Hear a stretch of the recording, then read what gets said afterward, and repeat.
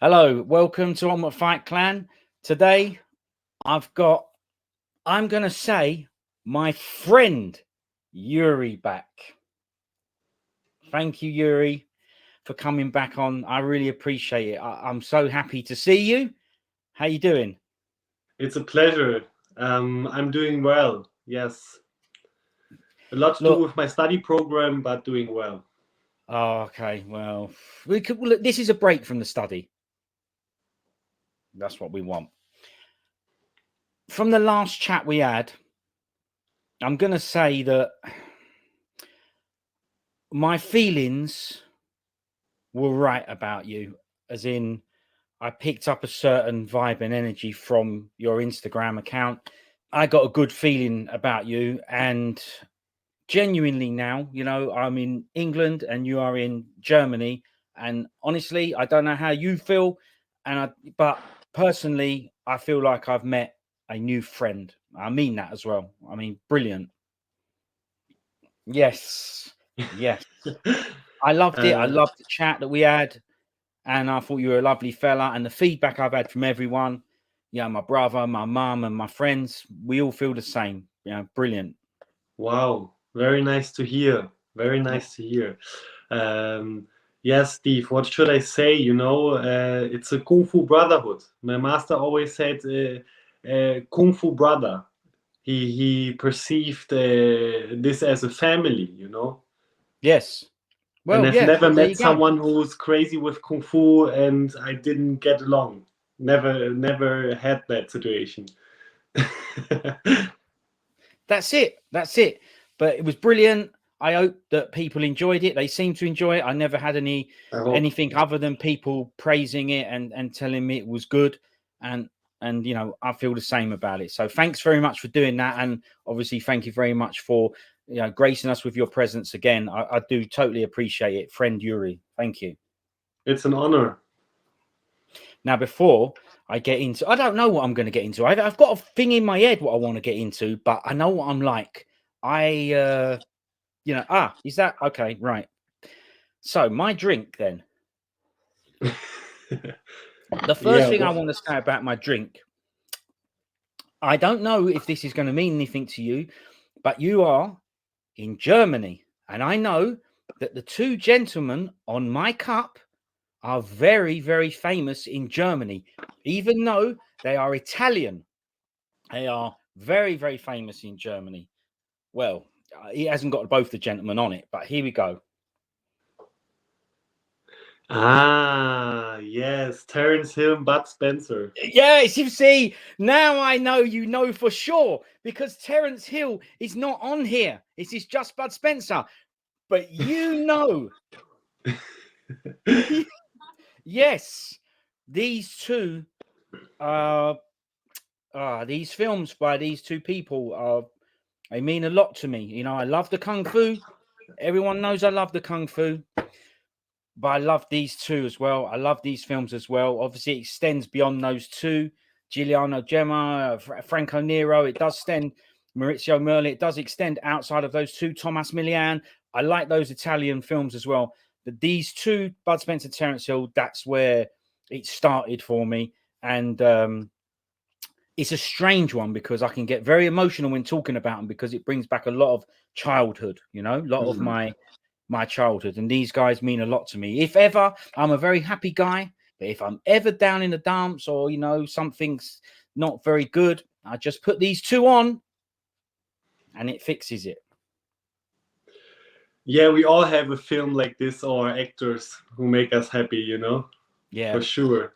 yeah, these two. I started watching later in my life Bud Spencer and Terence Hill. I was too young for that, but when I grew up, I started appreciating them.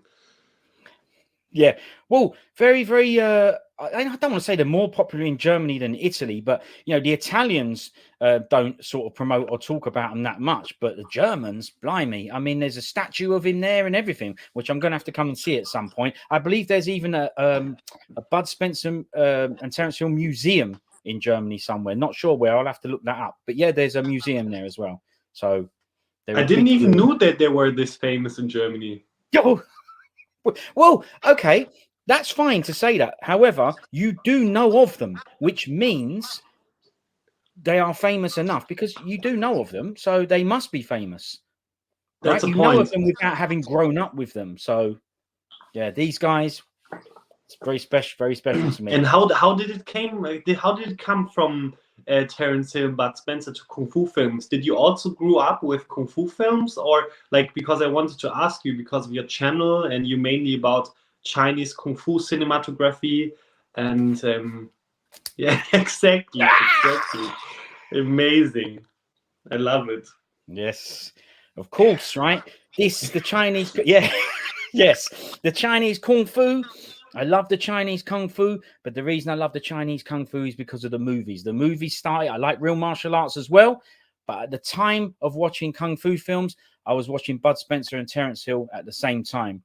My mother's friend Carol, is a good friend of the family. So whenever we went on holiday and the cat needed feeding, I'm very grateful to Carol to this day for coming around and feeding my best cat ever. Lovely cat, Titch. She's the best. And she used to come round and look after her when we were away as kids. So I always knew I could rely on her for that. And if my mum and dad ever went out and needed somebody to look after me and my brother, Carol was there all the time. And she worked in the video shop around the corner from where we lived. And I have asked her now, so I do know the reasons why. But I never knew until recently when I asked her the question, because as an older person now and having experienced these films, I like to, like what you do, I like to know, where did this come from? And she's a big inspiration. Now, two people, Carol and my uncle Peter, so my dad's brother. He had some Bruce Lee tapes, a tape that had Enter the Dragon on it and Bruce Lee, the Man, the Myth, which is a Bruce Lee Ho Chung Dale film, one of my favorites.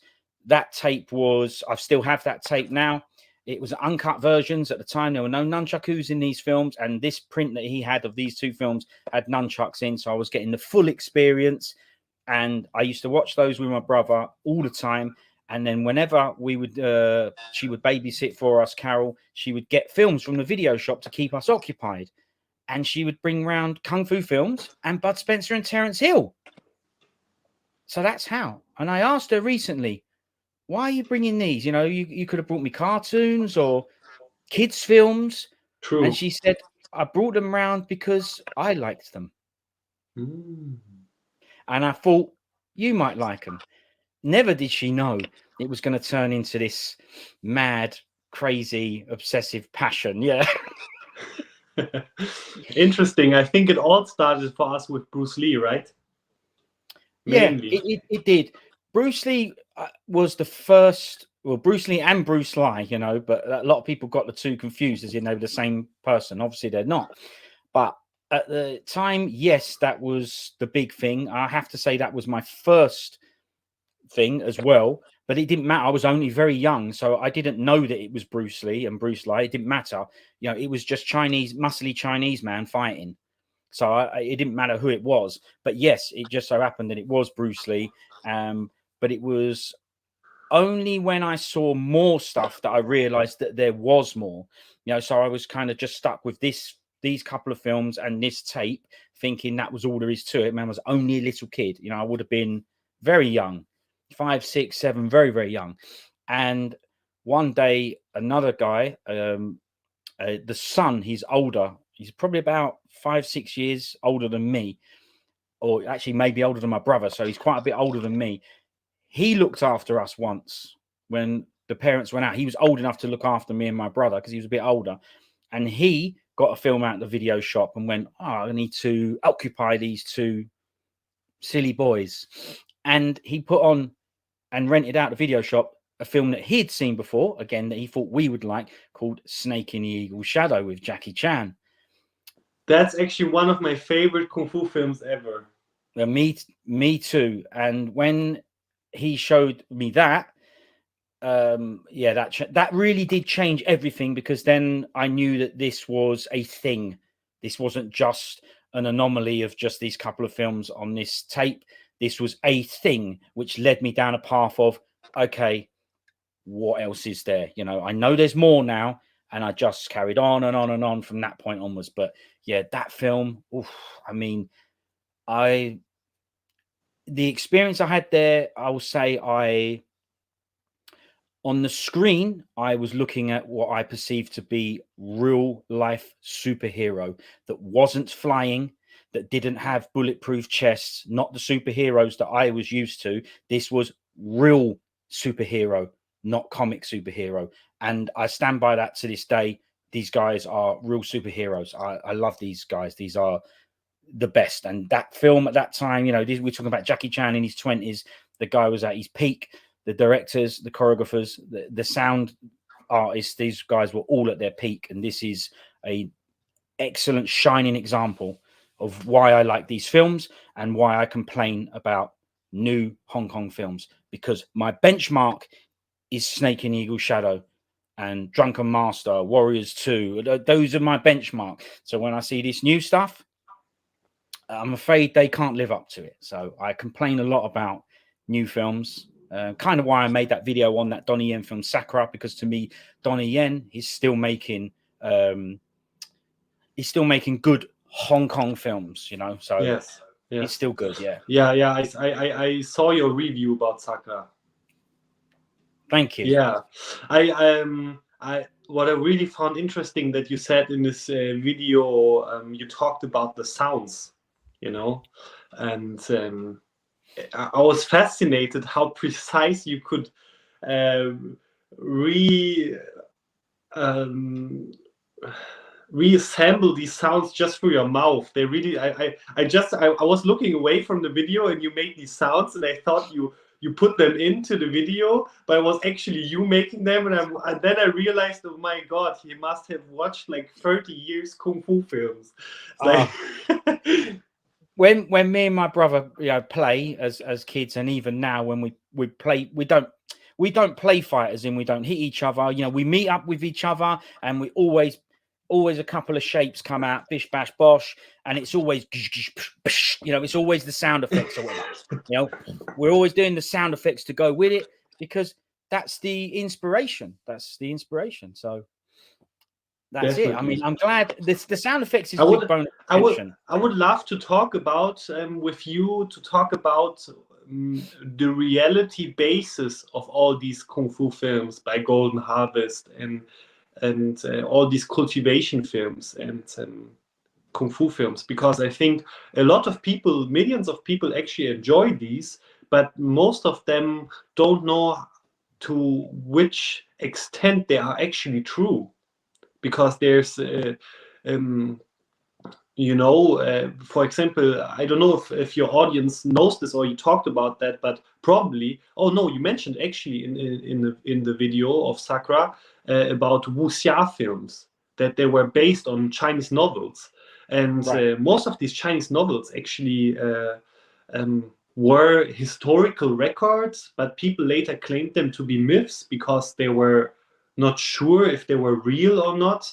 But Right. I also know from my masters for sure that they experienced, you could say, like supernatural stuff. I mean, you see it on YouTube and BBC documentaries, that Shaolin can do like amazing things, but when you see the films, like they take it to another extent.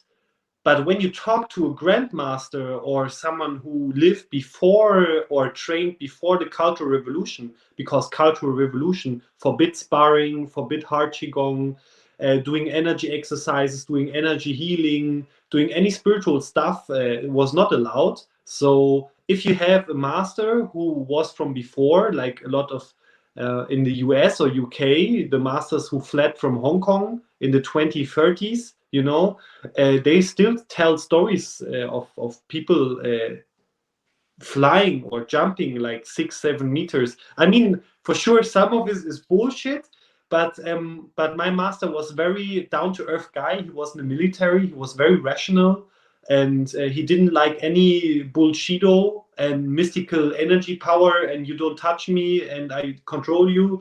Right. But he actually experienced stuff like this and he didn't like it because it challenged his perspective of reality. Well, we briefly touched on this last time, didn't we? That a lot of these things in these films, they have an origin. They stem from somewhere. They may be over accentuated, and it might not be real because some of the actors can't actually do some of these things, but they are in history. They are from somewhere. They're stories that are brought to life in entertainment, in motion pictures and films. But that's why people look at these ones, and even when I wasn't aware, I was brought up on ground fighting, and I still prefer that stuff. Lau Galang and Shaw Brothers films of that era, and the Jackie Chan stuff. That's the stuff, and the Bruce Lee. So I was brought up on ground fighting. When I first saw a bit more of the crazy wire stuff, I had to understand that this is different. This is their version of their mythical, we don't know if they're real or not, mythical superhero characters. So when you see someone running across and flying across the roofs, you just have to put it into context and go, you're okay with Superman flying and actually being so powerful at flying that he can turn the actual world background on its axis and change time and rewind it. You're okay with that because it's Superman in his comic book. But when a Chinese man jumps up on a roof, you go, this is stupid. That's what I've grown up with. My aunts and uncles. Yeah, brilliant. Nice I setup, like that, bro. Youri. This is real. This is true life, right? I've grown up with people telling me that this is silly. Well, first off, it's a film. It's for entertainment, and it's Chinese culture. And you're okay, like I say, with all these American superheroes doing all sorts of things. The Hulk being a big green muscle man. Is that real? No, but you're okay with that and you enjoy it. And this is, to me, is the same. Yeah. I also think like most of the time I don't really watch those films and I don't really watch cultivation. I just read a few wuxia novels which were very interesting actually. Um, but the thing is like you can use it to a cinematographic extent, like Crouching Tiger, Hidden Dragon is the perfect example to use it as a cinematographic element. Make it like very. They didn't use flying for the means of flying. It was more a part of showing this culture, being so deep and mystical even till today. The first scene where Li Mubai comes home and he told that he was in Wudang Mountains and he meditated there, and the whole film tries to touch that, because actually what I really want to emphasize here is that it is a true part of the soul of a Chinese person. Like they're so interconnected with their culture and history and these myths and these traditions. You probably know they're very superstitious, like Japanese people. Japanese people still check in meetings if people are fake magical beings and pretend to be bankiers to get money from you. It's like super crazy. They really think you're a magical fox or something, and I really Yeah. love that. You know, it's not something bad. It's just like we need to understand their culture and appreciate it, because how you said, we appreciate that with Superman, but we should also appreciate that with Chinese culture.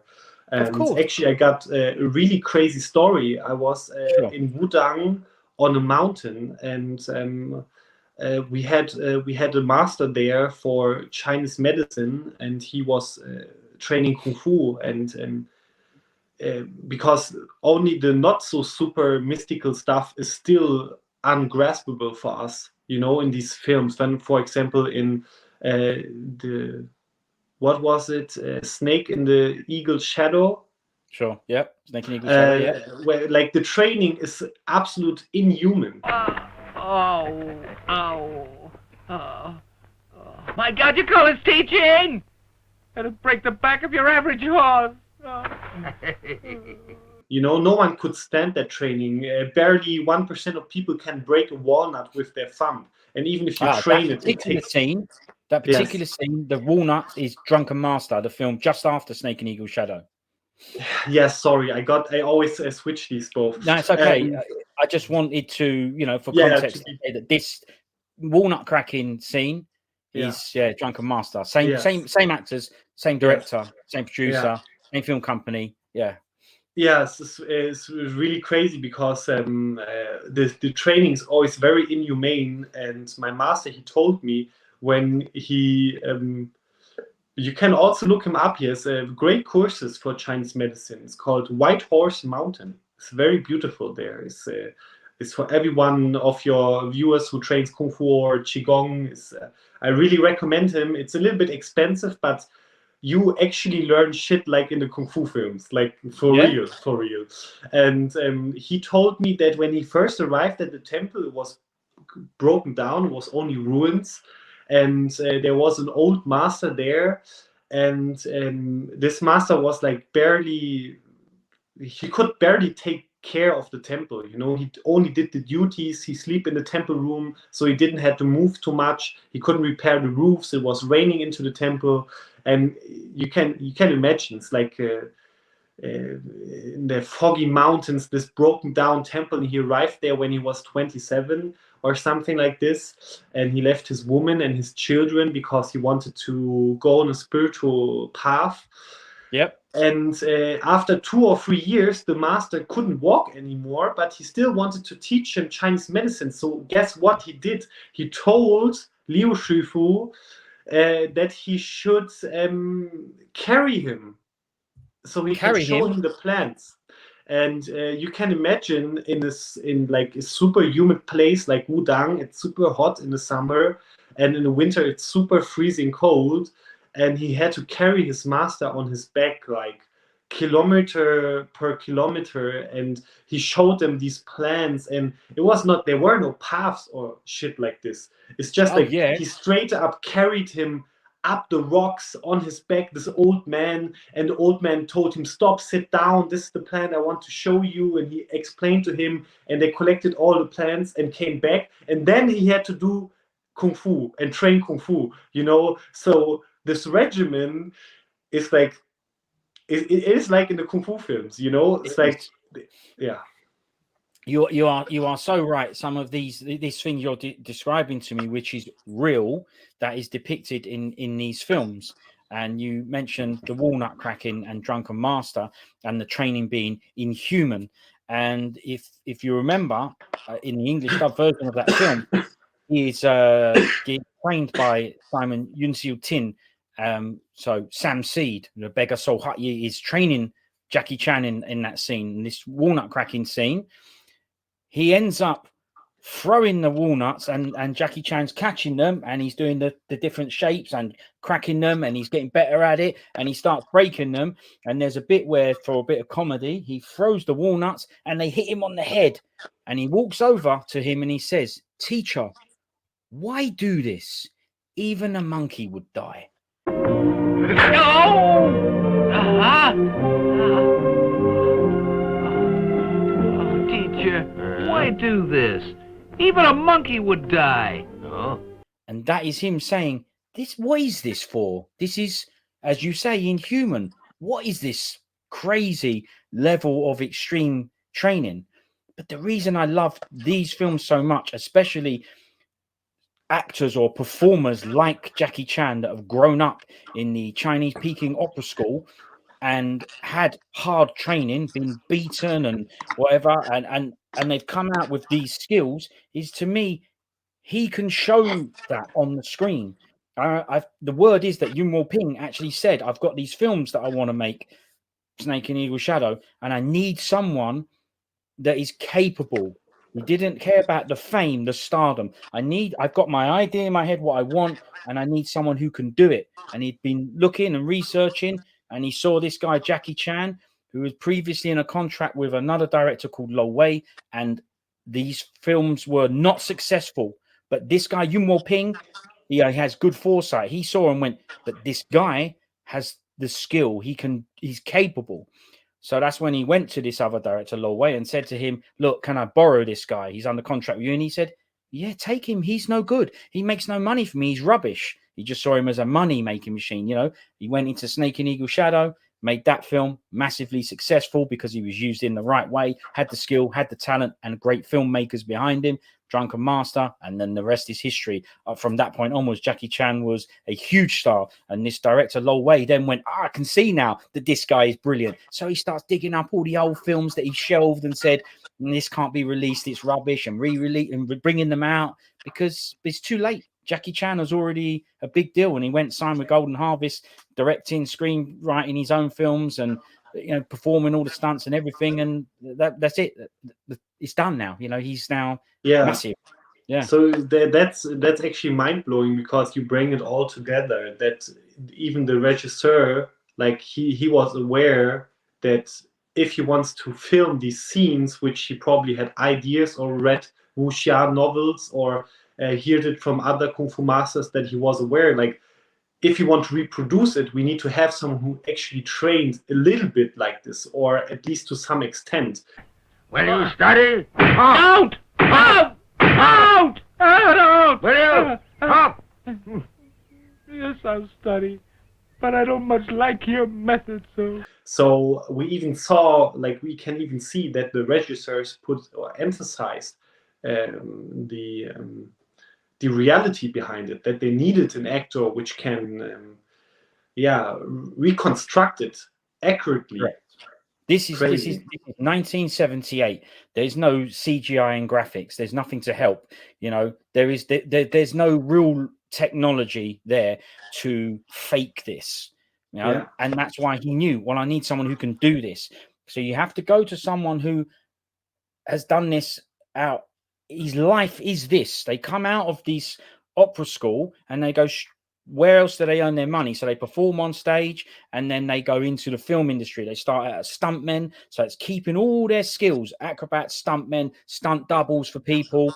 And then eventually they get noticed and go put them in front of the camera. But by this time, they've learned how to use the camera.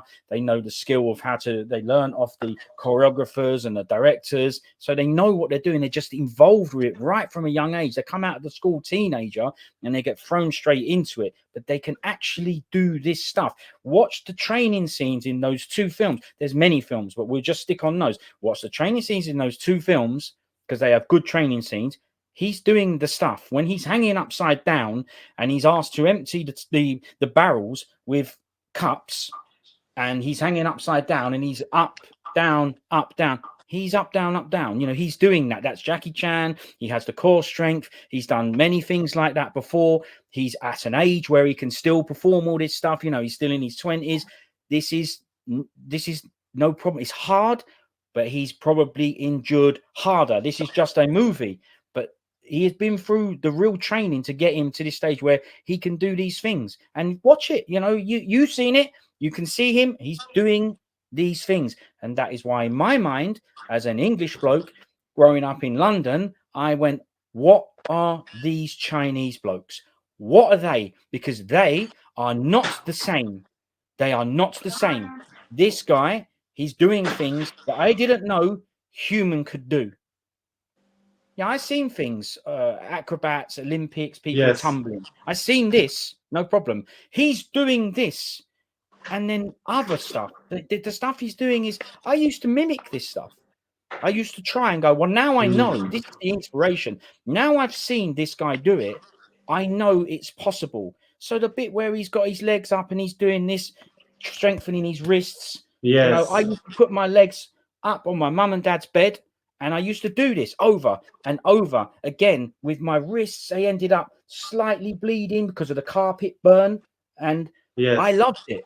And I don't need to strengthen my wrists, and nor does Jackie Chan, but it's the inspiration to go, this guy's superhuman, but Yes. he's actually human.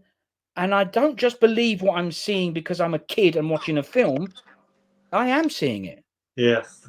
I'm seeing it. He's doing it. So Definitely. It was, yeah, definitely. It's so inspirational. Actually, the first master I was allowed to train with, Hua Shifu, he told us that when he was small, I think he was already like 64. That's 5 years ago. So he was born before the Chinese Revolution. I think it started when he was 11 or something like this, and or maybe a little bit after. I don't know. I'm not that good at mathematics. That's why I do martial arts. And Yes. he told us when he watched the first kung fu film in black and white, you know, in China, and they had only one broadcast. Uh, and he watched it and he saw them flying. He was like, that inspired him so much. He was like, I want to fly too, you know. He said Amazing. that's why he started training kung fu. He said like this was the main goal. And it's super funny. You would think it's different today, but a lot of children who are sent by their parents to kung fu schools in China, the children actually believe they can learn flying there. They come to their master and the master is like, what kind of style you want to learn? And they say fei, and fei means flying. So it's super funny. It's funny because that word fei, I used to use that word, but unfortunately, because of my build, a lot of Chinese people would laugh at me because they obviously call me Fei Jai, which not very nice, but I understand that it was said in a term of endearment. They were being friends to me, but obviously the different tones in those language, you know, Fei and Fei can mean fly or, well, fat, you know. So I used to I used to get it mixed up a bit, but you know, yeah.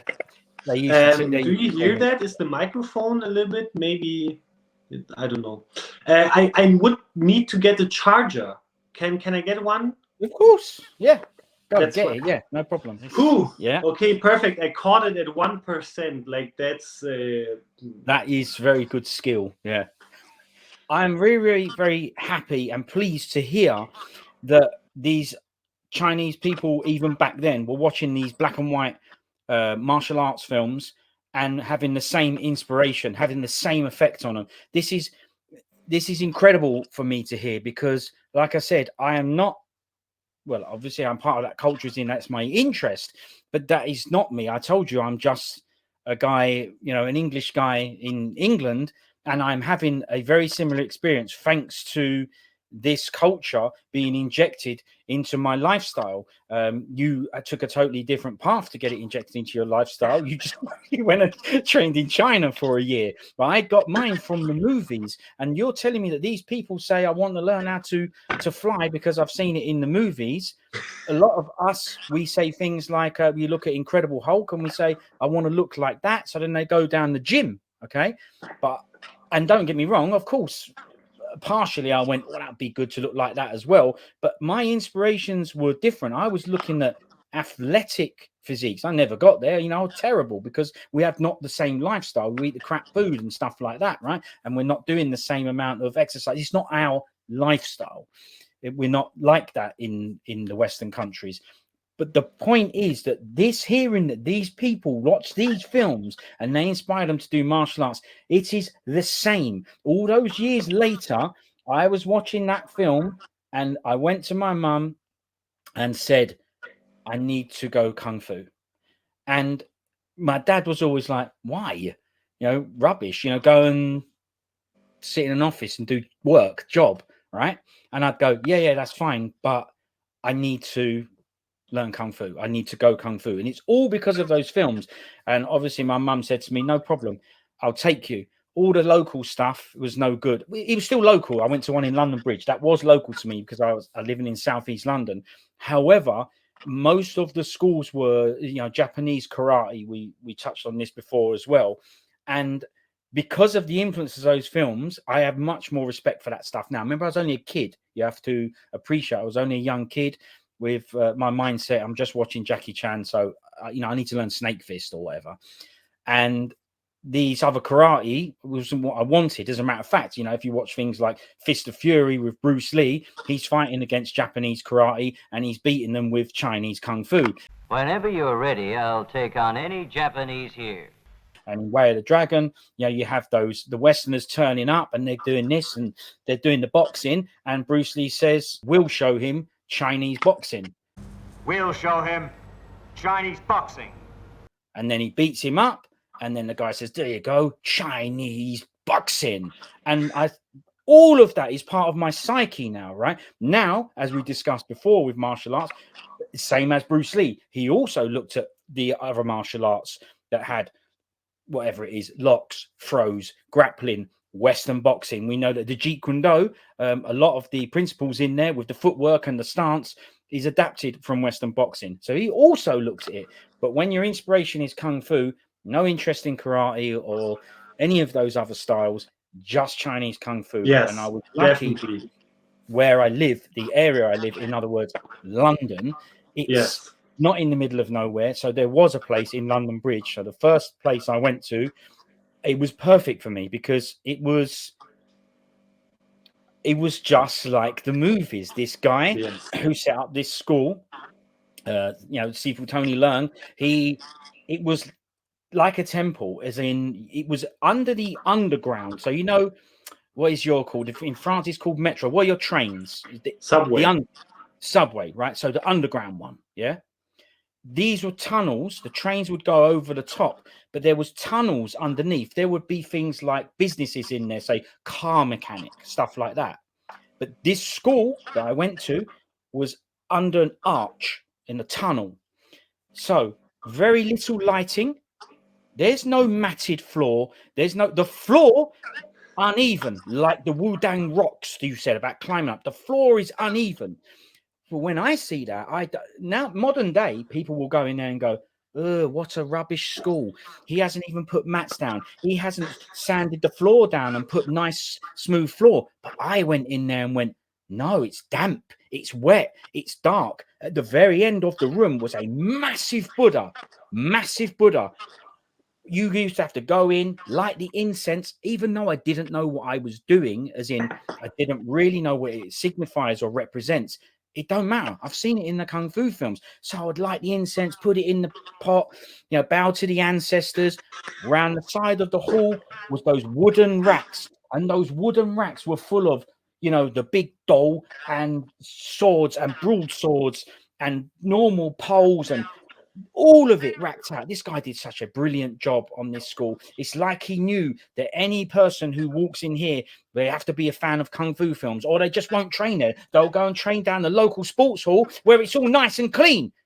So when we're down on the floor and we are doing the press-ups on our knuckles, my knuckles are bleeding. But in my head, I'm going, this is what the Jackie Chan does. This is how I'm going to get strong knuckles. I used to go home. I went, me, my brother, my other friend Casper. We went conditioning. We did a style called Tong Long, the steel wire mantis. That was later. The first one I went on my own. The reason it's the same teacher, by the way. The first one I went on my own. The reason I was so engulfed by the whole thing was not just the place, not just the look of it. I walked in there. I said, "What style?" And he said, "Hong Kyun," so Hungar, the Southern Chinese martial art. And I went, oh, yes, exactly. Not the karate, right? Yes. And I went, oh, brilliant. So that's the first thing I started learning from him. That guy then later on did steel wire mantis for whatever reason. Then my brother and my friend and another friend came. We went as a group, but we would come home with bumps and lumps all down our arms from the conditioning. And my mum, obviously I never really told my dad because he just weren't interested. I'm not saying my mum was interested, but yeah, my mum is my mum, right? She's interested in everything. We're the kids. She's interested in everything. But I would show her, we'd come home and I would show her, look what's happened. And there'd be bruises and bumps. And she would get a little bit annoyed and go, why? Why are you two doing this? This is stupid. This is not safe. I do not want my kids doing this stuff. But she never said don't do. She was just questioning why. But I said, look, you've seen it. You've seen what I'm watching in my bedroom. You've seen it. We're trying to do this. And she said, well, as long as you're okay. My brother's 3 years older, so he's still young, but she can put a bit more responsibility on him. But yeah, we used to come home bashed to bits from it. Yeah. Crazy, Steve. That's so funny. I swear, the feeling you just did you ask yourself too, why are you doing this, or were you so fulfilled of joy and you never questioned it? You were like, man, that all belongs to it, to the journey. Probably, right? Initially, no question. The Kung Fu films made me do it. That is the sentence I will use, right? Yeah.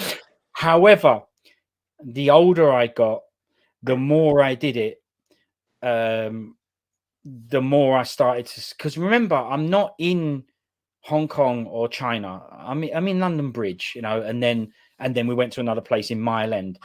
So I have normal lifestyle, normal job, and then 2-3 times a week we go to the Kung Fu. So after a while, when life becomes less movies, more real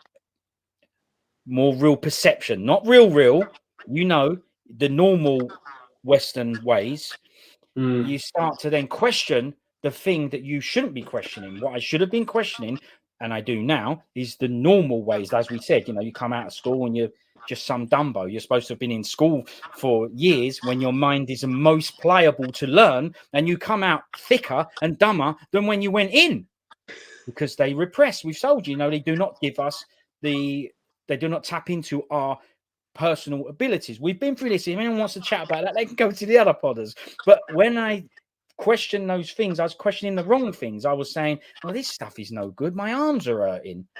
I'm not a Kung Fu master. I'm not going to go into films. No intention to go into films. It's just inspiration to do what these superhuman guys were doing. But it's partly about the training and the way of training. I'm sure you didn't feel the same way when you're in China, because you told me last time that it becomes part of your lifestyle. You train all day. But it's not like that in Western countries, right? That was supposed to be a hobby in the evening. So if the hobby in the evening is kind of bashing you up, you did start to question, is this really a good idea? Because later on my arms will hurt, my shoulders will hurt, my elbows will hurt, because they were starting to hurt. The things that we were doing weren't just hurting at the time, they were starting to hurt ongoing. So we would constantly complain that our elbows were clicking and hurting, and he used to tell us, now if now I study fitness and normal fitness stuff more than I do that stuff. And this guy is telling us to lock our elbows out, snap them out on each punch. And obviously, if you do normal fitness training, you are told never to lock out your joints and your elbows and stuff like that. And our elbows were hurting and clicking, and they don't anymore. But to be honest, we stopped doing that stuff. But so yeah, I swear, if like the Chinese training and the Chinese lifestyle education system, it works so well, but only if you really giving it all and you don't care on the side effects you get along the way. It's like very brutal. And Chinese people, like, I don't want to be offensive with the Kung Fu masters there, but the Kung Fu masters, they had like no clue about anatomy. Like, they were the most intelligent guys when it were like about chronic pain and disease. They could heal us, help us with qigong and everything. They even helped people who were doctors couldn't even help them for years, and our master could help them. But on some point, like anatomy was completely unknown to these men. They were like, I'm like, I don't know, I'm like nearly 2 meters tall, 193. Uh, so I'm quite a large dude over there, especially over there in China.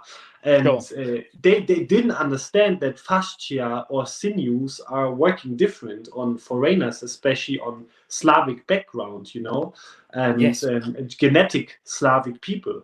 And it was totally nuts. He was expecting us to go into splits after 2 or 3 months, and I was like, maybe a kid can go into a split after 1 month, and maybe a Chinese kid can get into a split after 3 weeks. But bro, yeah, like he was asking us things like if you were Chinese people, and it was so unrealistic, and I loved it. And the interesting thing is, because I asked you that question, why did you feel also like this? Because I had this feeling a lot when I was back in China, because I went there paying money, and I didn't know what I get out of this. So I was asking myself, like, what am I doing here, bro? You pay money for this. What are you doing here? You're hurting yourself. Your elbows hurt. Your rib cage is broken from the high kick. Like my toes broke from the sandbag. I already had injuries before with my toes, so it was not purely from China. But especially if you had any injury before the time you train Kung Fu, it get worse. And after some point, it would still hurt after training. That was the first time I was like, is this really good for me?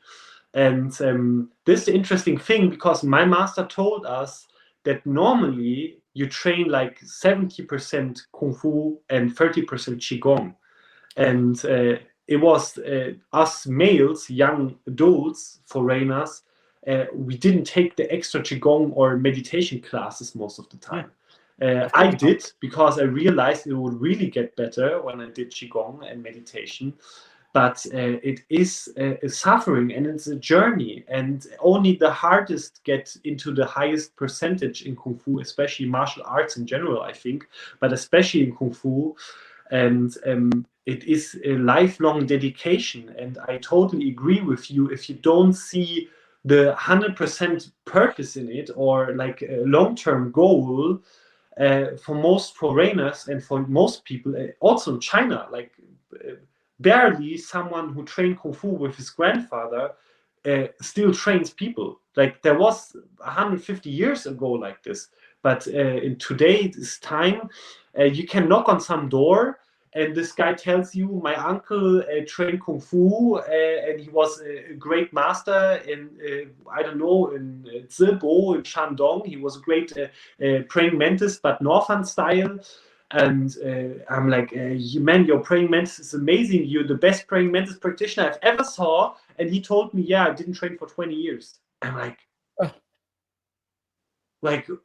do you have students? And he's like, oh, no, I never had a student. I'm like, does your master had other students? He's like, yeah, he has one in Beijing. I'm like, so the lineage survives? And he's like, yeah, maybe. I'm like, I was like, I mean, for sure, I knew that you had to put a lot of effort in it, but I was live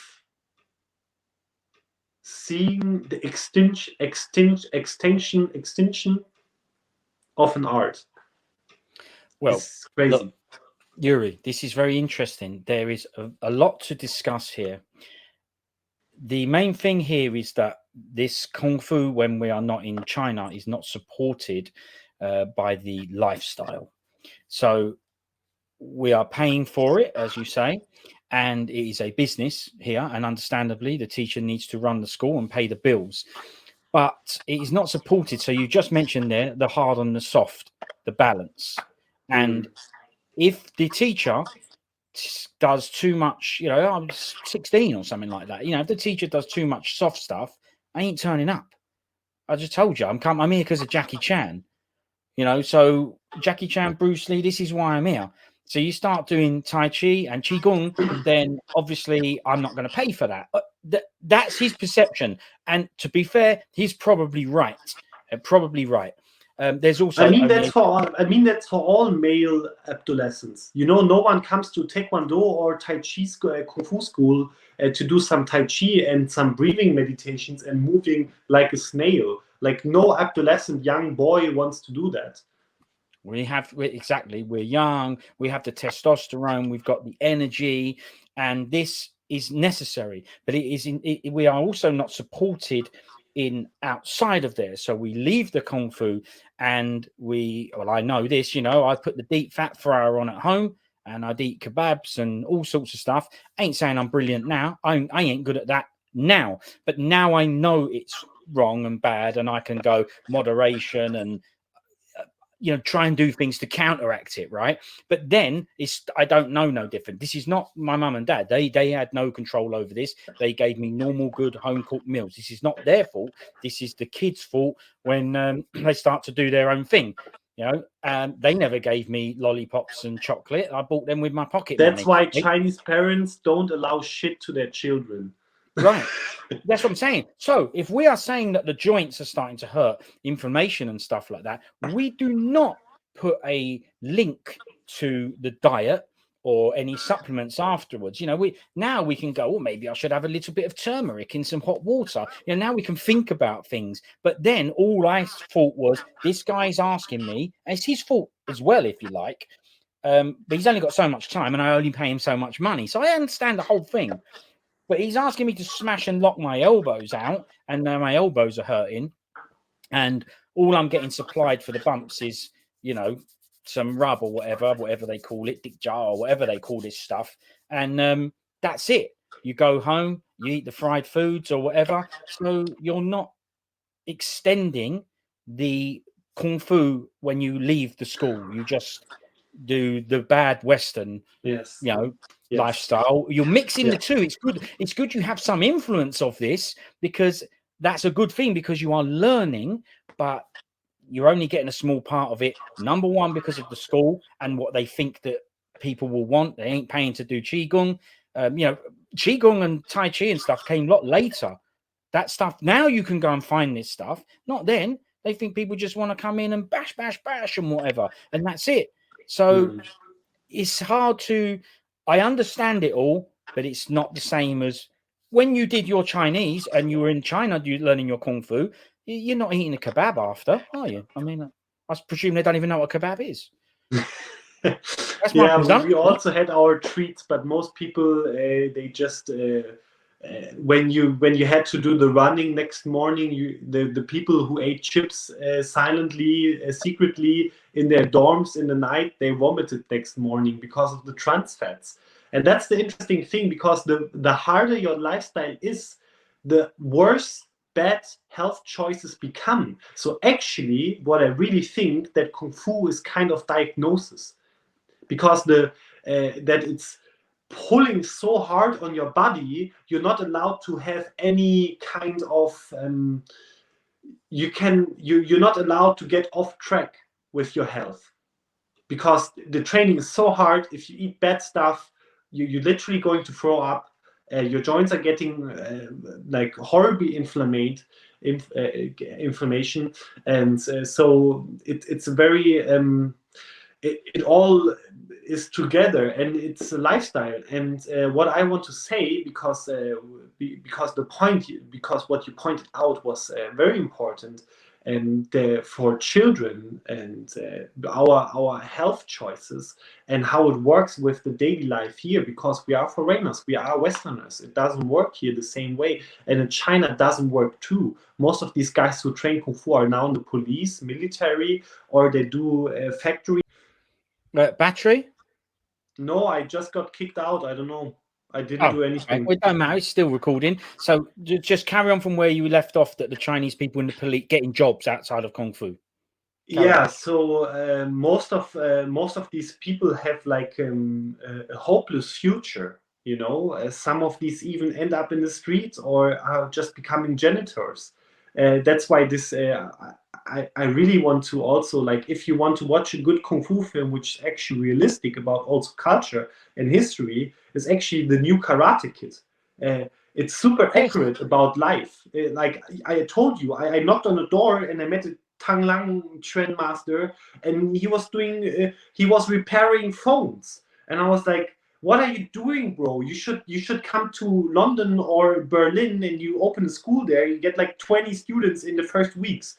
And he was like, man, I don't need to. And that's the thing, because if I would like to summarize how I could implement kung fu and what I realized in my own experience, and when I asked my other mates, when I trained with them, and I still have contact with some of them, how they applied it to real life. And it's actually not that easy, because of a lot of Chinese people also, it's also a problem for them to actually keep up their traditional culture but still go with the development, you know. And for first, I want to say that most of the development we have today is very toxic. Not everything which is development is good, you know. Like, for example, technology. Not all kind of technological advancements are really beneficial to humans, you know. Of course. Yeah. Exactly. And so there's this part of Western society. How much do I give into Western society, and how much I keep up the historical traditional stuff? And I realized that when I did proper kung fu training, most of it is actually metaphorical and philosophical. You can actually apply the training to even soft skills, like communication skills, like anger management. And that's why I see, like, all these health benefits people promote with sports are definitely true for kung fu too. So what is like the balance between it? You know, how can you have a good lifestyle and still implement traditional martial arts into your life, or how could you benefit from these from this culture? And I mean, your channel is mainly about kung fu films, and nobody can tell me that that if you watch like 20, 30 kung fu films, you don't learn shit about life. It's actually the opposite. You learn a lot about life. You learn a lot about friendship, about loyalty. Like 90% of these kung fu films are about loyalty. Like, really, they're about loyalty, betrayal. And I mean, a lot of these kung fu films are actually very racistic against Japanese people. And I tell you, like 90% of these kung fu films are also super propagandistic. You know, it's like how they bash karate, even though karate comes from Okinawa, which is designed from Southern Shaolin style and White Crane. You know, that's right. So there's like a lot of propaganda in these films, but it's this most of this propaganda is actually, if we are not part of the Chinese government, so for us the propaganda doesn't apply. But patriotism, manlyhood, brotherhoods in general, you know, having codexes, having high standards of moral, that's all included in Chinese martial arts.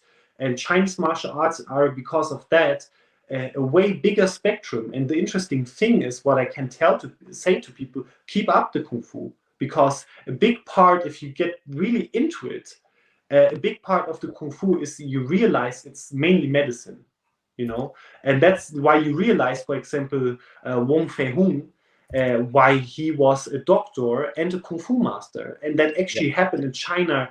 Like the best kung fu masters were either generals or bodyguards or healers, you know.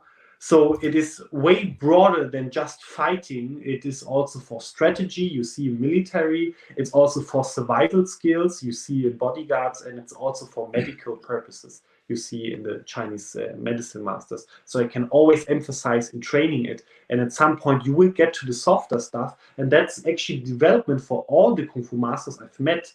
I've met 5 or 6 in China, and all of them started training at the age of 50 only Tai Chi.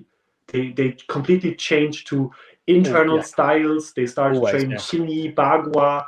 They stopped doing all the flashy jump kicks, and that's the normal progression, because you feel like and they destroyed their body for real. Like my master, he actually does not have any knee or like how the do you plate say, like on the knee, yeah. yeah, The no, protective the plate on the fluid knee, right inside in of front. the fluid inside of the joint. Yeah. And Synovial fluid, it's gone. Yeah. Yeah, all his fluids are gone. The people would say he has arthritis, but he moves like a young boy, you know, and he's pointing that to his now 10 years ongoing Tai Chi training every morning. He says if he misses one day, he gets up the next morning, he cannot move. And I was like, isn't that horrible? He said, you know, that's why I love David Goggins. I don't know if you know David Goggins, but David Goggins is actually... Goggins, ex-military guy. Oh, Sorry. yeah. I know David Goggins, who he is, yeah. Yeah. Brilliant. Oh my gosh. Don't worry, that's Brilliant, why I have brilliant. editing software. Yeah. So the interesting thing is about that's the last thing I want to say about that. David Goggins, he's like a kung fu master. He doesn't train kung fu, but he's the embodiment of a kung fu master, and he trains like one.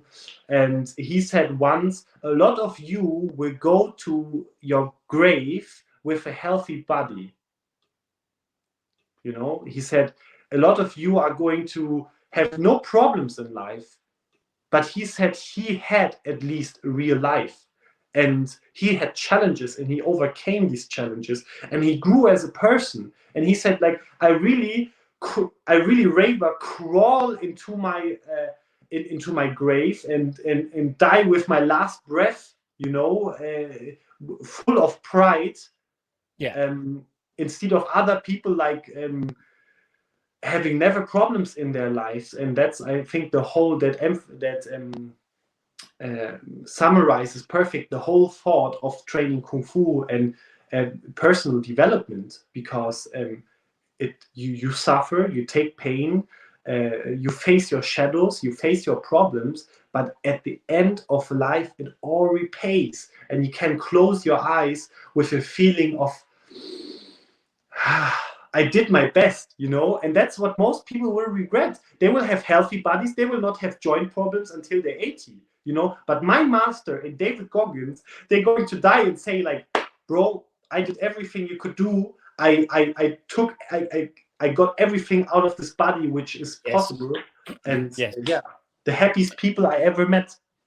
Yeah, of course. But as you say, especially the Chinese masters, we'll have to ask David Goggins what his version of Tai Chi is, what his version of Qigong is, because how has he adapted, you know, later on to continue to do this stuff? You know, as we say, all the Chinese guys end up going to Tai Chi, Qigong, and doing the soft internal martial arts. It always happens. But a lot of the time, mentally, and we still want to do the hard stuff, but sometimes you can't keep it up. So you change. You go into anatomy and physiology, physiotherapy, medicine, and you use the skills in a very different way. Yeah, yoga, Tai Chi, nutrition, right? Yeah, but David Goggins, fair play to him. He uses his body to its full extent, and he enjoys doing that. But he's managed to make a living out of that. And that's fine, and I totally respect that. And he's always on there having a go at everybody for sitting down and not running down the street. But they're sitting at a desk trying to earn a living and pay the bills. And then we both know, we don't really need to get into this, but we both know that system is rubbish. That system is broken, and they shouldn't be sitting at that desk trying to earn money to just give away again. That makes no sense. That's the biggest regret. That, you know, they'll sit at the end and just sit there and go, so all I did was make money for somebody else that I don't know what they do with it. They certainly don't ask me what to do with it. They certainly don't do what I want them to do with it, given the choice.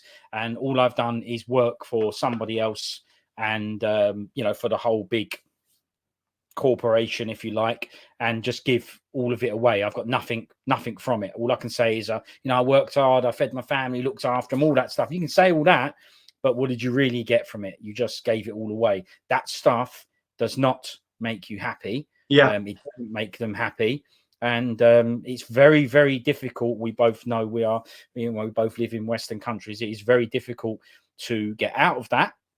because the bills just keep coming through the door.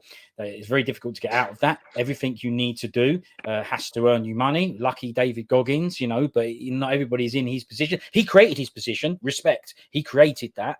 But, you know, he's got a lot of experience from the military and stuff like that. He made a business out of it. He's in a time where it's easier for him to make a business out of that because he has the internet and social media, and he has made the most of it. This is not a saying Goggins is rubbish. He has made the most of that.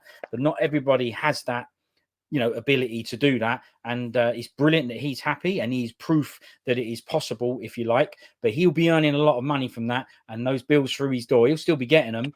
But he don't have to worry about them like other people do. Maybe he don't. You know, I don't want to speak out of turn. I don't know this bloke. I go off the online persona, don't I? That's what he showed me. So I don't really know. I think it seems all better than it is in reality, especially also if you see all these boxers and martial arts stars. Like rarely they can live their whole life from that. It's not like everyone is like Floyd Mayweather. Like nobody gets out of there being a billionaire or millionaire. It's like hard stuff, and you give up all your health for these people, especially military service. I have high respect for all these guys. I know a lot of wars are because of greed and bullshit, but it's not the fault of the soldiers or of the small people. Yeah, you're definitely right. It's the soldiers do the dirty work, don't they? For sure, and they probably don't even know that. You know, we all know the lies of mass destruction weapons in Iraq. I know it's everyone knows that, and it's boring to talk about shit like this. But yeah, reality is most of the time not. It is not like it seems. And I think for most of these martial artists who make a living from it, and also Goggins or most of these UFC stars, they're barely scratching a lifestyle of abundance. Of course, because you have to be the top, and there's only a small amount at the top, and the rest of them are just it's just the same as everybody else. You know, there's only, but it's about the opportunity. You got to make the most of your opportunity. And a lot of these people go in there and go, well, I want this big payday. I should be paying this. I'm putting my body on the line as well. And it's like, yeah, but the money comes from the people buying the events, watching the events. So you have to make the most of your opportunity and sell yourself, if you like. And that's annoying because some people are quiet, reserved, peaceful people who use it as a job, but they ain't got the chat and they don't want to talk crap about people. They're respectful people, but then it makes them feel like they got to do it because otherwise no one cares. So it's not great, and you have to end up not being yourself. I mean, like I think it's slowly changing because people realize what a real person is, and we start to admit that the Western world is based up on fake personalities. You see it on social media. Social media is based on fake personality, or at least to some extent, you know, definitely. And you see that people are they're done with it. They don't like this kind of reality and how we behave. And for the best example is, for example, Khabib Nurmagomedov. He never used swear words. He's a very faithful Muslim. He had never any beef. He didn't like any beef. He was just very real, very stoic, and the people loved him. They really appreciated him. They made him rich. You know, he's probably the richest person in Dagestan. In Dagestan, they're still using donkeys.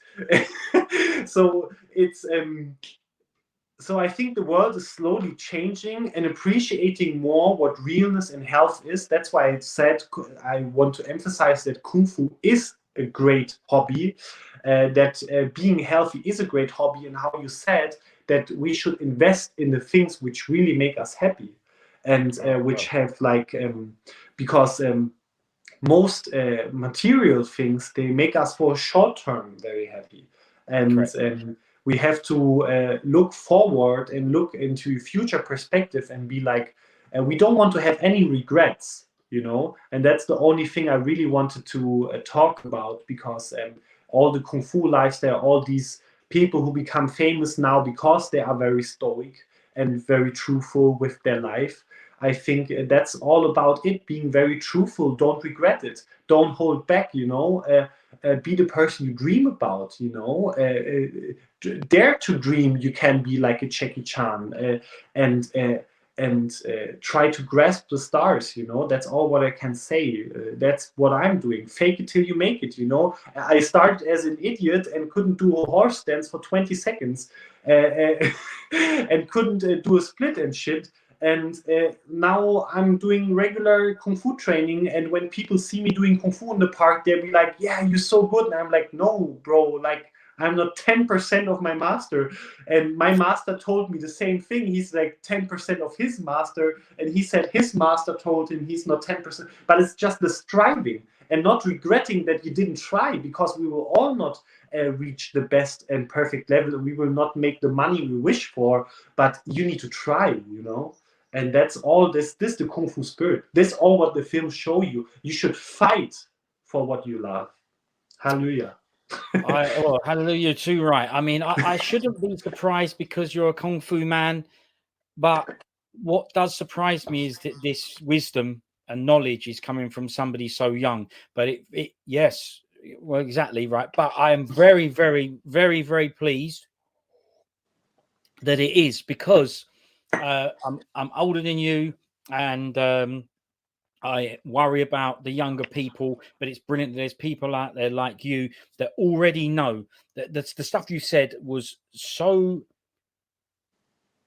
heartening to hear. The fake online people, and the fact that people are sick of this, the fact that you're not one of those. First off, sitting there giving them the time of day looking through all this stuff is already bad. Then actually not getting what you want from it, which is basically nothing. And then, like you say, the lies and the clickbait, that's what they call it. There's even phrases for it. The fact that phrase even exists, you know, clickbait, that had to be created from this generation. This scenario had to be created. Stupid words like that. But it is all true, as in people are whatever, trying to make the thumbnail so that you go there, trying to, what for? Well, I tell you now, I make nothing out of this. No money, no money out of this, right? But Same. it's not, yeah, but, right. This is not important though. Yes, I have to try and do the normal work to make money to pay those bills, which I don't want to do, not out of laziness, you know. But this stuff is for this. This destroys this, and I'm happy. I have probably the least money I've ever had, like my poorest. You know, I left these blue chip companies doing these so-called high profile jobs. I still have friends that do these high profile jobs, so I know I left it, and I watched them do this. I watched them do this, as in get higher up in those companies. When I was in those companies, I did very well. You know, I got the pay rises, I got good reviews, I got promotions. I was doing well. You know, I was doing well. But I wasn't happy. I didn't like it. Always looking for something else that would make me happy. But these people now, I look at them, my peers, if you like, and they have more money. They will have a nice house and car and whatever. But they ain't walking around like I am. They're nowhere near as happy as me. And it didn't take me that long time, but now I truly know that statement of, you know, money doesn't buy happiness. It don't make sense when you're younger, but it is a true statement that the money, we shouldn't need it, we shouldn't want it. If this channel ever grows to a stage where it can be monetized and earns money, I will graciously take that. I will be very, very happy that an income can come from something that I enjoy. I will be very happy about that. But the hours and the time I put into it, I could easily just switch this off and go, this is generating me nothing. But I didn't go into it to generate money and income. I didn't go into it to make it a job. It takes up a hell of a lot of time and energy to do this channel. But it is things like this and other things in my life, they give me the happiness. And the money don't. It would just give me a sense that I don't have to worry about the bills through the door. But this is no good. You know, this stuff, it's not, the money just no good. It's no good. I wish we didn't need it, is the truth. You know, Yes. we shouldn't need it. Now, and then I hear about the old Kung Fu master. You just told me the old Kung Fu master, he's repairing phones. I must ask you, was he happy? I think he found his peace with that kind of fate. The only thing which I think really made him sad is when he thought about his grandmasters and the whole lineage, and when he visualized his ancestry and all the Kung Fu brothers. And that's why he said, that's why a lot of Chinese people back in the days was not like this. But today, a lot of Kung Fu masters, when you go to China and train there, they are more receptive for foreigners because they realize probably the foreigners are the only ones who are going to keep it up, the traditional stuff about China. It's with a lot of cultures like this. Yeah. It's true though. Like you say, any culture where I was saying that, you know, we use the computer now and we type, and a simple skill like handwriting, we lose. My friends say a lot of things about, oh, you know, I went to Japan and look at these statues, they're incredible. You know, how comes? And I said, well, because they were not made for a purpose like the buildings are made for a purpose now. The guy who had the skill was allowed to sit there and have the skill and take the time to make that statue like that, because the reasons behind it will be completely different to why they build a building now. And I say, look at all the skills, because that skill will start to be lost. And it's the same as a simple thing like handwriting. I said, look in even our generation, look at us and how we've lost handwriting. But if you go back further and look at handwriting, just English handwriting, we know the calligraphy is amazing, but just look at English handwriting. Back in the days, we used to have a guy who was dressed. First off, let's go with that. How they were dressed, how they looked after themselves, how they were dressed, the impression they gave. He had all these weird neckties and all sorts of stuff on. He'd be sitting at his desk, he's going to write a letter, he'd have a feather, it's called a quill, I think. He'd have a feather and a bottle of ink, and the writing the letter was like art. Look at the letter. And then at the end of it, he would seal it up, get that wax stamp, put a stamp in it. And I go, look at that.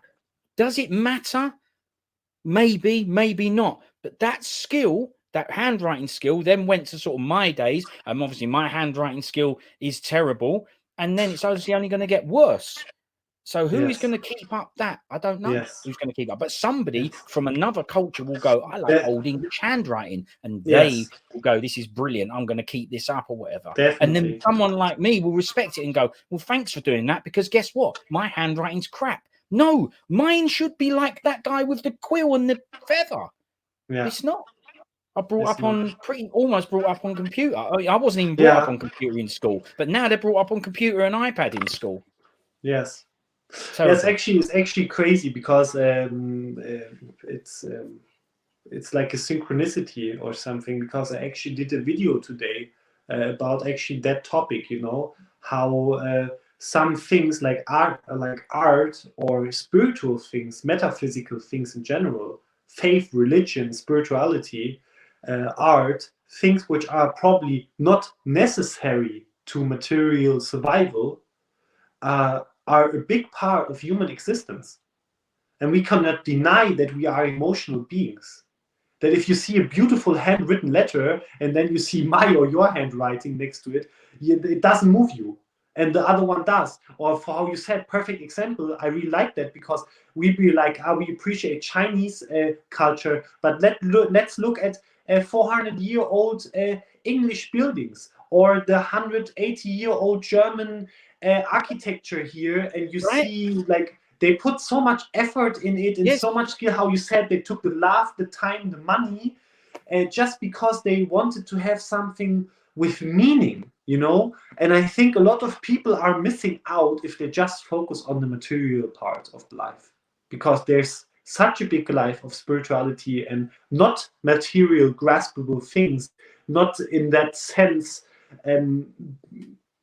being available to us. you need to have faith or belief in them, like qigong. You will only feel the qi if you dare to believe in it, and you're like, oh, now I feel something. Maybe I feel something now. Oh, is this qi? Is this feeling right? And that's with all emotional things or arts. I think in the future, people, I hope it does not need to come to that point, but it was in China. They realized they lost so much of culture, that the depression increased immensely. Suicide rates in young people increased immensely. China had a downbreak in intelligence and education because they realized that education starts with myths. It starts with child stories. It starts with metaphysical stuff and things you don't believe. And the child is like, I want to know more. And you create this being which is so interested in understanding its world, and that's what scientists are. They're so interested in the world that they really want to study and understand it. And they saw that the rational part of life got lost because they lost the spiritual part of life, and they thought it was not important to the rational part of life, but they realized it is actually complementary. And that's why I did the video today about why science and religion cannot be complementary, because people like science versus religion, but I think our emotional and rational part of ourselves, they could perfectly work together. And that's why we need hobbies. That's why we need something like qigong. That's why we need higher standards of moral things we believe in, which are not tangible. Right, you got to have a little bit of faith in things you can't see as well. That's all there is to it. I mean, it's 100%. You bring up an amazing point about the building. If you look at the architecture in the building, you feel it. You don't know what it is. You can't speak to the guy and ask him. Well, maybe there is historical things, but if you're just there and you're not researching, you can't ask. But you can feel this is different to this. This is not the same thing. This has got, I don't know. I suppose the best way I can put it is got a soul, a spirit in there, something in there. Yeah, they're the only words I can think of to describe. But then you look at the other buildings, you just walk past. There is a reason that the people walk past the city buildings. Nothing. One thing is they're distracted with work. They've got to get somewhere. That's the one reason. But if the other building is there, if they stop and take time and look at it, then you will feel the difference between that. Definitely. And that. Absolutely. Steve, that's so true, because in my hometown, actually in Wiesbaden, it's next to Frankfurt in the middle of Germany in the province Hesse. And we have in our town, I think in Europe, the highest rate of building styles. So okay, I understand. We have different styles. Yeah. Right. We have neo-romantic, Baroque, Romanesque, Wilhelminian, and these Wilhelminian villas, from the Empire of Prussia, I think it's called, right? Okay. Yeah. These buildings from that time, you don't believe it. It's like just 120 years ago. But they have like Greek statues. Then there's a little statue of Maria, and then you have these frescoes with beautiful made art. And I walk through my hometown, and I deeply appreciate that because of my education level and because of my socioeconomic privileges. Because education is not for certain, and education comes mainly from your household. And I understand that on one part, but all my friends, I took them by the sleeves and went with them through our city, and I told them, did you saw that building before? And they were like, no, I've never looked at it. And I'm like, we sit down here on this bank, and we look at this building, and looked at that building, and after half an hour he was like, it's mesmerizing. And I never saw it. I never appreciated my own culture. You walked past it before, right? And that's what it's all about, probably he could have seen it without getting high or smoking, or he could have seen it after 20 years. But most people, they never see it. They would never. And it's there. Appreciate. Brilliant. Sorry. That's all right. It's brilliant. I told you I like real stuff. They've never seen it, but yeah, it's there. Yes. The thing is, we look at the difference in the.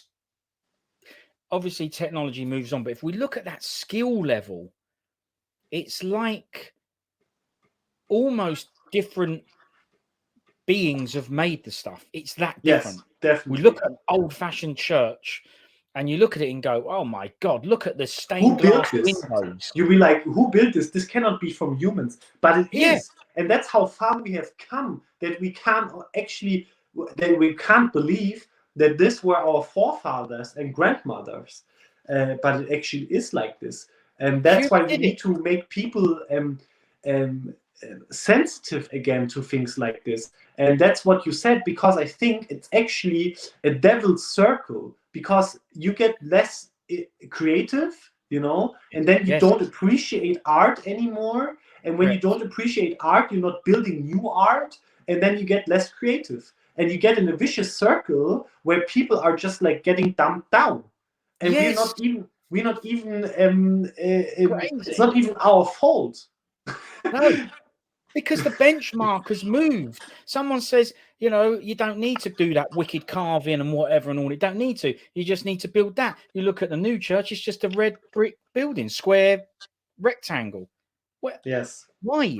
And it no goes inspiration, to show, no soul. And then if we go back further and we go, well, how did they put Stonehenge there? How did they build the pyramids? It's like, you know what? Because guess what? We get taught that we are better, that as we move on, we evolve and get more intelligent and more smart. But the more you open your eyes, the more you realize it's the other way around. There's way more skills back then. Never mind trying to put a thing on it and go, well, it must be aliens. No. Go and have a walk down your street like you did, and you will see stuff that was made by human, not alien, that you literally can't explain. But it's there, right in front of your face. You just ain't looking. You ain't open your eyes. Yeah. There's loads of lovely buildings around in London and all that. They're incredible looking things. Yes. And you look at it and go, bloody hell, it's still there. It's still there. And I hope they still stay there, because one day I worry that it will just be these big grey blocks and red bricks squares, and people just won't know. And they just won't know what's there. And that means they won't know what they're capable of, because they get told stupid things like, well, it must have been, I don't know, something not human. It's like, no. Humans are amazing. We're just not allowed to be, it seems. We're not allowed to do the true potential and be creative. Who knows why we're getting dumbed down? I would definitely agree with you that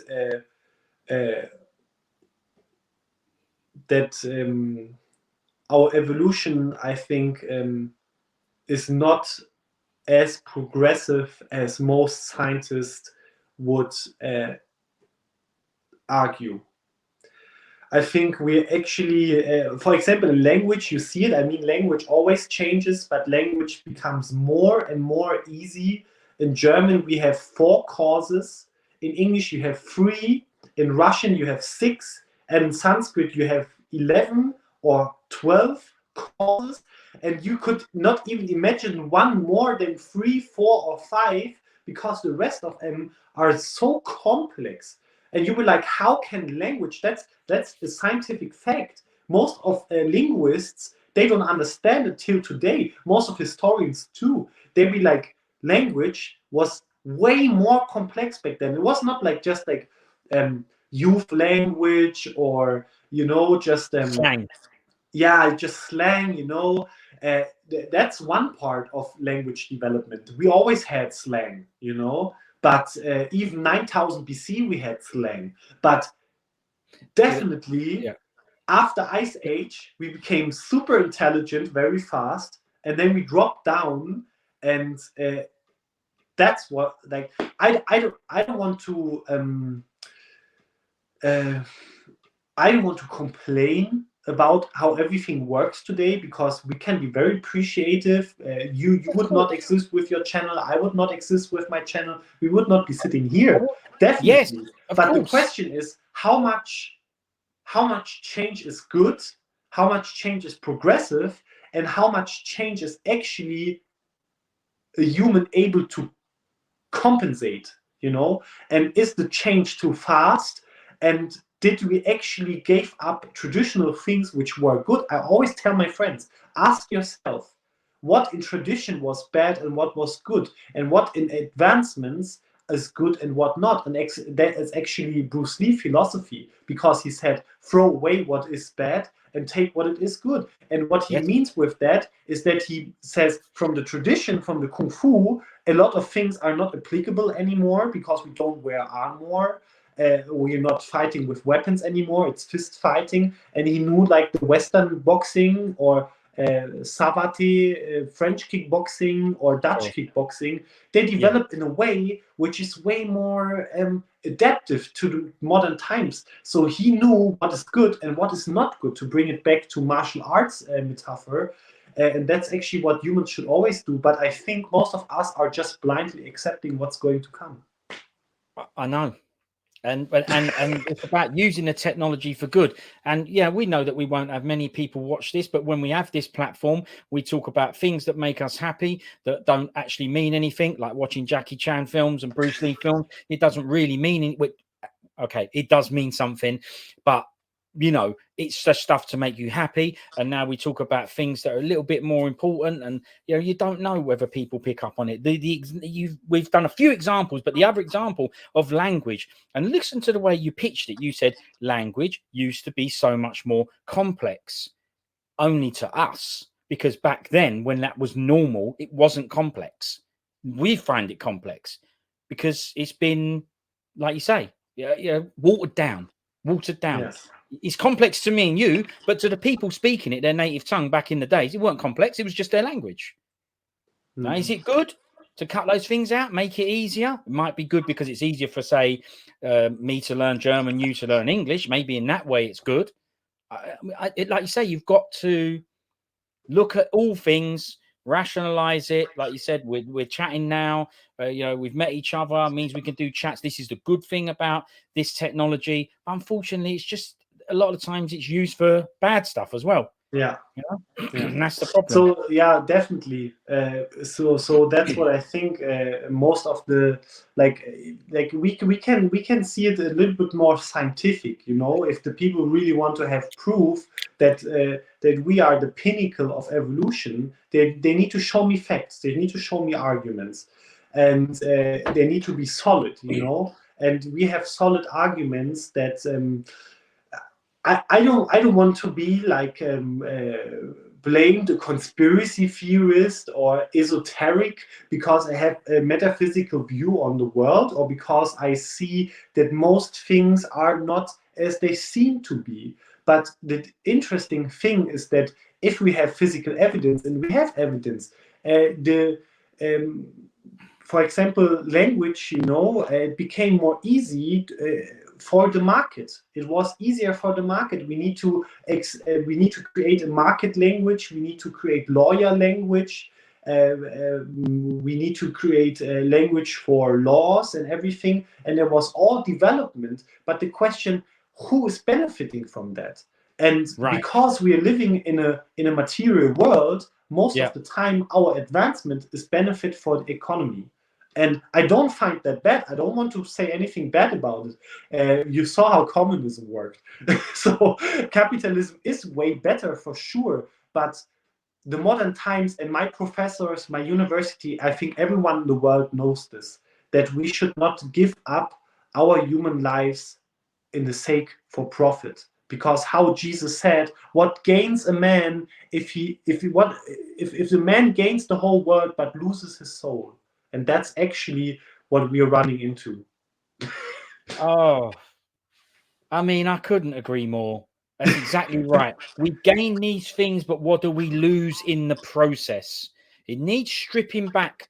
You mentioned it earlier, and I said I'm very happy to hear that someone younger who is saying people seem to be sick and tired of this stuff, fake. I pride myself on being real, genuine, natural, and that's it's just, it is who it is, and that's it. Heart on the Sleeve, all those classics. And I hope that people are more interested in that than this fake personas that people put out there. Unfortunately, Definitely. it worked for a while, you know, but let's hope things are changing and there's a shift. We can only Let's do pray our for bit. that You can for only be sure. yourself.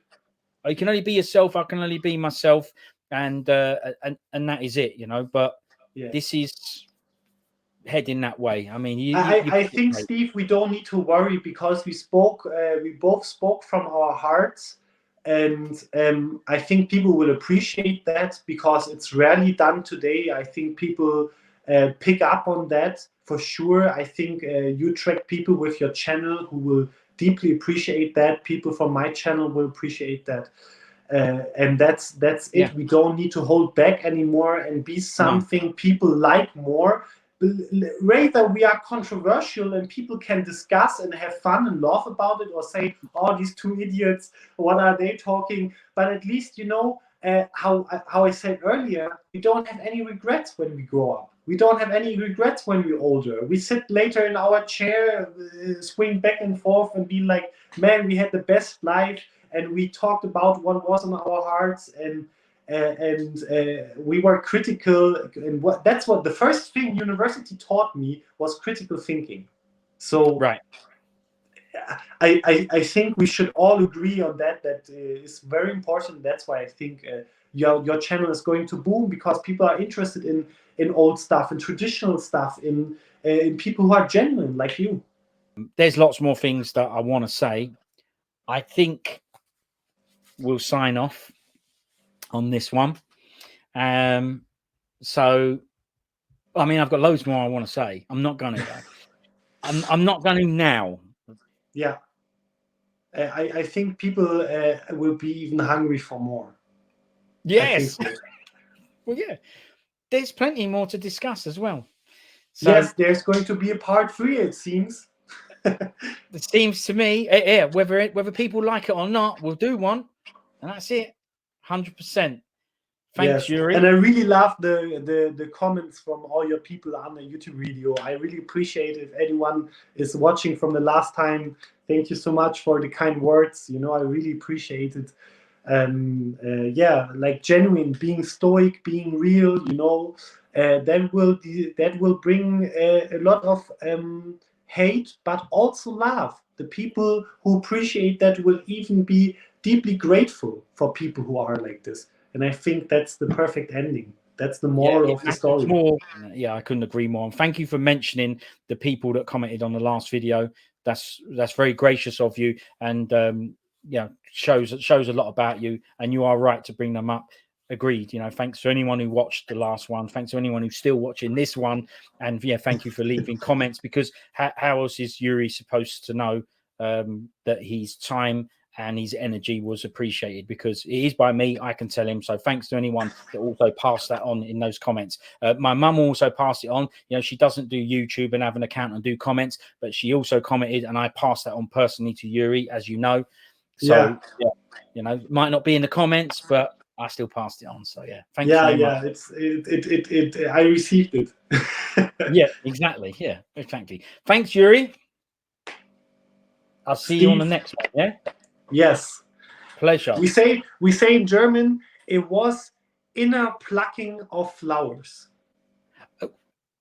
Inner plucking of flowers? Yes. Like if you would have like a metaphor for the joy, and it was amazing. It's like plucking flowers like a small school child.